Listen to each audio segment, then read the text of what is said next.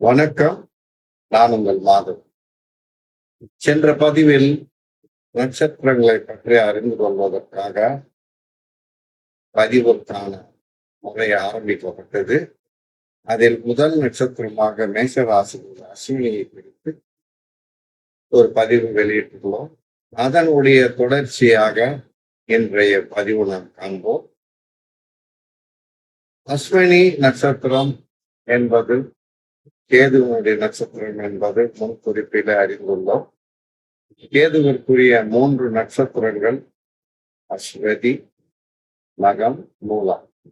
இவை மூன்றும் கேதுவின் ஆதிக்கத்தில் உள்ள நட்சத்திரங்கள். அஸ்வதி நட்சத்திரம் காலச்சக்கரத்தின் முதல் ராசி ஆகிய மேஷ ராசியில் 4 பாதங்கள் அமைந்துள்ளன. இந்த அஸ்வினி நட்சத்திரத்தில் பிறந்தோர் தம் மனதில் உள்ளதை யாரும் அறிந்து கொள்ள முடியாத ஒரு நிலையை தன் மனதிற்குள்ளே பதிய வைத்துக் கொள்வார்கள். அஸ்வதி நட்சத்திரத்தில் பிறந்தோர் தோற்றம் உயரமான உருவம், நீண்ட கைகள், அடர்த்தியான புருவம், மீன் வடிவிலான கண்கள், இவைகள் அனைத்தையும் பெற்றிருப்பார். தன்னுடைய உடல் கூறுகள் குதிரையின் வடிவில் முன் பகுதி அகண்டு பெண் பகுதி குறுகியதாக இருக்கும். அதாவது இதற்கு மேல் அகண்டும் இதற்கு கீழ் குறுகியதாகவும் இருக்கும். இவர்கள் பார்வை தீட்சணமாக தெய்வாம்சம் கூடியதாக அமைந்துள்ளது.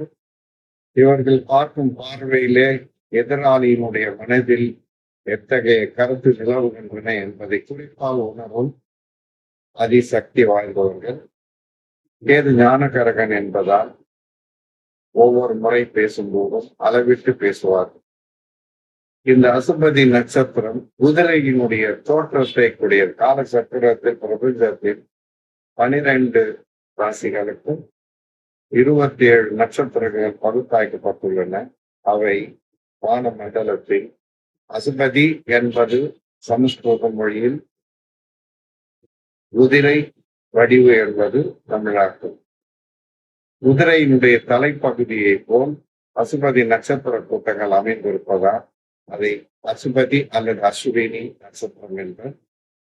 குதிரையின் தோற்றத்தில் உள்ளதால் சில இந்த நட்சத்திரத்தில் பிறந்தோர் முக சாயல்களோ அவ்வாறே சில நேரங்களில் காணப்படும். தன்னுடைய மூக்கின் வடிவு அகண்டும் தன்னுடைய முகக்கட்டை எனும் கீழ்த்தாடை சிறிது மீண்டும் இருக்கும். சிலருக்கு கண்கள் அகண்டும் கூரிய பார்வை இருக்கும், நெற்றி விசாலமாயிருக்கும், அடர்த்தியான ரோமங்கள், தலைமுடி அமைந்திருக்கும். அழகிய தலைமுடியுடையவர்கள் கவரிமான் போல் எண்ணக்கூடியவர்கள் தலைமுடி குறைந்து விட்டால் மனக்குழப்பம் கொள்வர், மனசஞ்சலம் கொள்வர், தன் தலைமுடியை வெகு அலங்காரமாக வைத்துக். இத்தகைய ராசியில் சிலருக்கு தன்னுடைய தலைப்பகுதி முடியில்லாமல் கூட போகலாம். ஏனெனில் கால சக்கரத்தின் கிருஷ்ண கிரகங்கள் ராசியில் சேரும்போது அத்தகைய நிலை வரும். ஆயினும் அவர்களை தன்னுடைய நிலையை உயர்த்திக் கொள்வார்கள். இவர்கள் பேசும்பொழுது வெகு தன்மையாக மென்மையாக பேசி தன் காரியத்தை சாதித்துக் கொள்ளும் இயல்புடையவர்கள், அன்பானவர்கள், நல் மனிதர்கள். ஆயினும் இவர்களுடைய செயல்பாடு, பேச்சு, வாழ்க்கையின் உயர்வு, தோல்வி, மனைவி, குழந்தைகள், தாய் தந்தையர் அனுசரணை, வெளிவட்டாரம், தன்னுடைய தொழில் மேன்மை அல்லது நிகழ்ச்சி, இவை அனைத்துமே நட்சத்திராதிபதி கொண்ட ராசியின் அடிப்படையிலும் மேஷ ராசி கொண்ட தன் கிரக நிலைக்கு ஏற்றால் போல் அமைந்த கிரக நிலையை பொறுத்தே ஒருத்தருடைய வாழ்க்கை அமையும். அத்தகைய நிலையே அஸ்வினி எனும் நட்சத்திரத்திற்கும் வரும். அசுபதி நட்சத்திராதிபதி நான் பிறக்கும் போது சந்திரனுடன் சேர்த்த ராசியில் இருக்கும் போது எந்த முடிவிலும் எடுக்க முடியாத சூழலை அவன் வளரும் பொழுது கொடுத்து கொண்டே இருப்பான். மனக்குழப்பம், தன் மீது தனக்கு சந்தேகம், தான் கொண்ட முடிவில் ஏற்றத்தாழ்வு அல்லது வெற்றி பெறுமா தோல்வியாகுமா என குழப்பம், தாய்க்கு உடல்நிலை பாதிப்பு, தாயை அனுசரித்து செல்லாத தன்மை, தொழிலில் மேன்மை, வெளிநாடு யோகம் இருப்பினும் அவ்விடத்தில் பிரச்சனை, இவை அனைத்தும் காணும். ஏனெனில் சந்திரன் இருக்கும் மேஷ ராசியில் பசுபதி நட்சத்திரத்தில் வீட்டு இருப்பதால் அவ்விடத்தில் கேது விளங்கும் போது கிரகண தோஷம் அடைகிறார். ஆகையால் ராசி ஒன்று அல்லது லக்னத்திலே இருந்தாலும் குழப்பம் காணும், எடுக்கும் முடிப்பில் ஏற்றத்தாழ்வுகள் வரும். மாற்று மதத்தவரால் நன்மை கிட்டும். அதாவது பசுபதி நட்சத்திரம் சார்ந்தவர் கேதுவில் சாரம் என்பதால் வெஸ்டர்ன் கண்ட்ரி சார்ந்த மக்களால் லாபம் உண்டு. அவர் கிறிஸ்தவ சமூகத்தை குறிக்கும் கிரகமாகியால் கிறிஸ்தியன் நண்பர்கள் மூலம் ஆதாயம் பெறுவர். அத்தகைய அசுபதி நட்சத்திராதிபதி ராசிக்கு 2 இருக்கும் பொழுது அவர் ரிஷப ராசியில் நீச்சம் பெறுகிறார். வராகி நிற சாஸ்திரம் பிரகாரம், பராசரியர் பிரகாரம் அவர் 2 நீச்சம் பெறுவதாக கூறப்படுகிறது. அவ்வாறு நீச்சம் பெறும் 2 உள்ள கேது பகவான் வாழ்க்கையில் போராட்டத்தை, உடல்நிலை பாதிப்பு, தாய்க்கு உடல்நிலை பாதிப்பால் வைத்தியம் செய்ய வேண்டிய நிலை, இவை அனைத்தும் தருவார். ஆயினும் அவர் வைத்தியத்திற்கு அதிபதியாக விளங்குவதால் தன் கையால் கொடுக்கப்படும் மருந்து வெகு வேகமாக வேலை செய்து நன்மை பயக்க செய்யும். அசுமதி சகோதரர்கள் என்பது மருத்துவம் சார்ந்த குதிரை முகம் கொண்ட இருவர். இவர்கள் மருத்துவ படிப்பில் உயர்வானவர்கள். இவர்கள் இருவரும் சூரிய பகவானுக்கும் சாயாதேவிக்கும் பிறந்தவர்கள் ஆவர். இவர்கள் மூலம் சிறு புராண கதைகள் உண்டு. ஆயினும் அத்தகைய முறைக்கு நாம் செல்ல வேண்டியதில்லை. அவரால் ஏற்படும் நன்மை தீவுகள் குறித்து நம்ம ஆராயப்பட்டுள்ளோம். இத்தகைய அசுமதி நட்சத்திர சார்ந்த மக்கள் அல்லது ராசிக்காரர்கள் அல்லது நட்சத்திரக்காரர்கள் மருத்துவ துறையில் சேர்ந்து படித்து பயன்பெறும் வகையில் நட்சத்திரம் அமைந்திருப்பின் கைராசியான வைத்தியர், கைராசியான மருத்துவர், கைராசியான டாக்டர் என பெயர் பெறுவார். இவர்களால் பெறப்படும் மருந்து உடனே நிவாரணத்தை தரும். அத்தகைய அஸ்வினி நட்சத்திரம் சார்ந்தவர்கள் 2 நீச்சம் பெறும் தன்னுடைய நட்சத்திரநாதனால் மனக்குழப்பம், வருவாயில் ஏற்றத்தாழ்வு, பணம் இல்லாத தன்மை, கொடுத்த வாக்கை காப்பாற்ற முடியாத சூழல், எடுத்தோம் பிடித்தோம் என்பதற்கிணங்க பேச்சு, குடும்பத்தில் சிக்கல், மனைவி இடத்தில் வாக்குவாதம், கழுத்தில் ப்ராப்ளம், தைராய்டு போன்ற பிரச்சனைகள், தொண்டை பகுதி வலி, இவை அனைத்துமே 2 நீச்சம் பெறும் தன்னுடைய நட்சத்திரநாதனால் விளங்கும். பொதுவான விதி பிரகாரம் நிழல் கிரகங்களான கேது, ராகு இவர்களுக்கு 3, 6, 11 என்னும் உபஜய ஸ்தானங்கள் நன்மை பயக்கும். மற்ற இடங்கள் அவ்வளவு சிலாகிதம் அல்ல.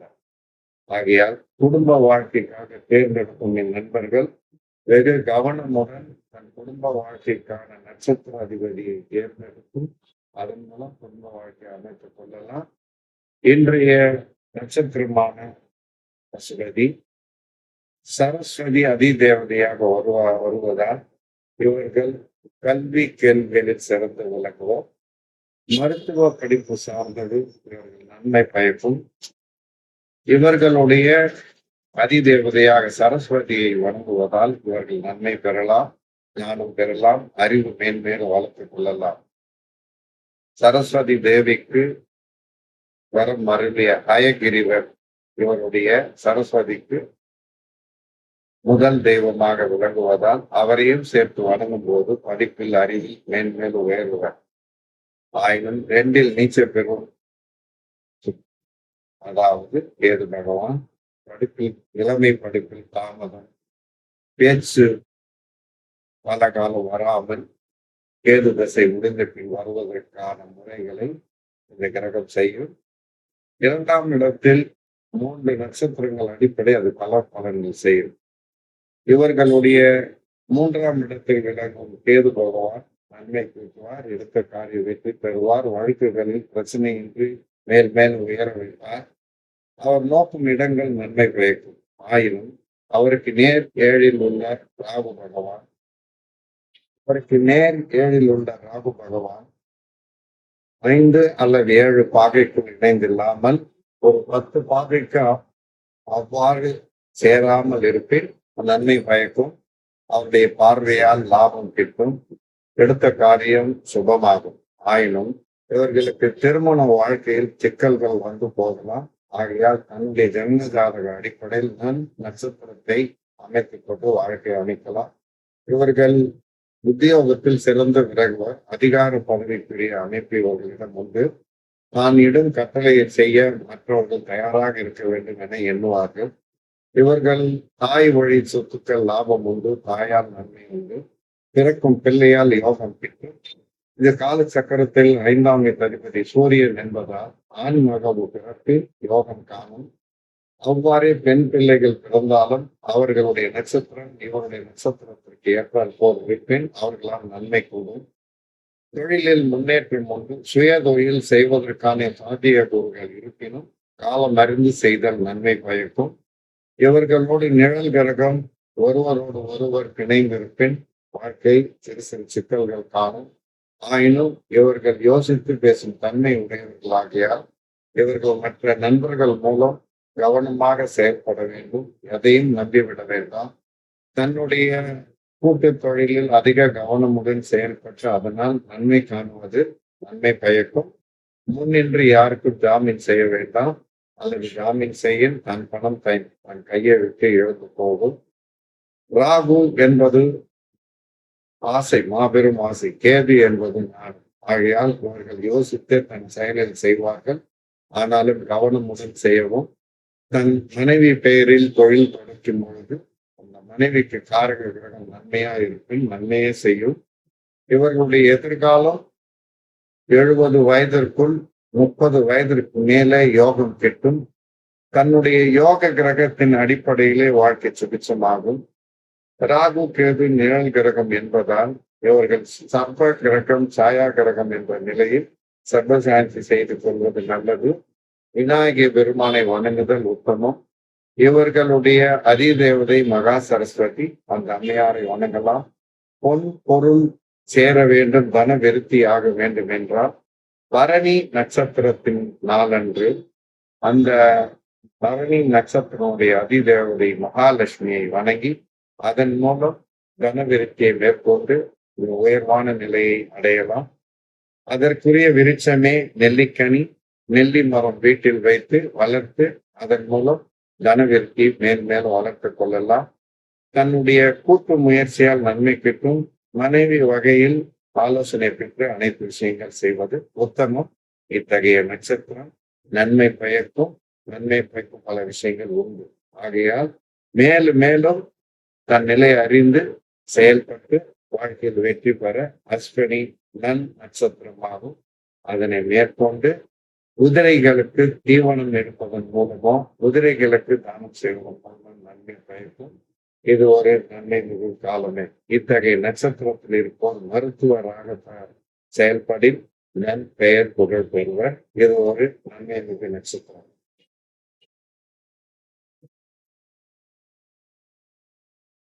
அஸ்வினி நட்சத்திரம் குறித்து பல நல்ல விஷயங்கள் அறிந்த நீங்கள் பரணி நட்சத்திரம் சார்ந்ததும் அடுத்த பதிவில் வர உள்ளன. அதன் குறித்த கேள்விகள் இருப்பின் அஸ்வினி சார்ந்தவர்களும் பரணி சார்ந்தவர்களும் கேள்விகளை எழுப்பி தங்களுடைய மெசேஜில் பதிவு செய்து கொள்ளலாம். இதனுடைய தொடர்ச்சி 27 நட்சத்திரத்துக்கு வரும். பரணி நட்சத்திரம் அடுத்ததாக இருப்பதால் நீங்கள் சப்ஸ்கிரைப் செய்து ஃபாலோ செய்து கொள்ளவும். இதன் மூலம் உங்கள் எதிர்காலத்திற்குரிய நல்ல பல விஷயங்கள் நீங்க அடையலாம். இதன் மூலம் நன்மை பெறலாம்.